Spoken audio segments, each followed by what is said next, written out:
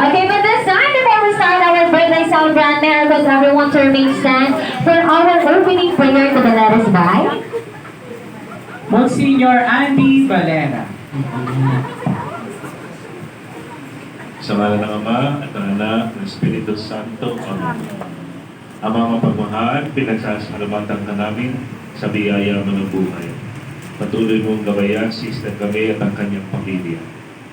Panibutan mo siya ng iyong pag-ibig at pagmamahal upang sa gayon, higit siya makapaglingkod sa iyo at gayon din ay patuloy mo siyang gabayan sa lahat ng kanyang alikain. Basbasan mo ang aming pagtitipong ito.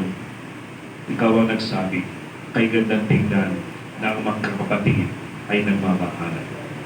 Naway ang pangalalang ito sa amin na magindaan upang ang aming pagkasalo at pagkasayang ito ay maging higit na daan ng pagmamahalan lalo na sa buhay na bigay mo.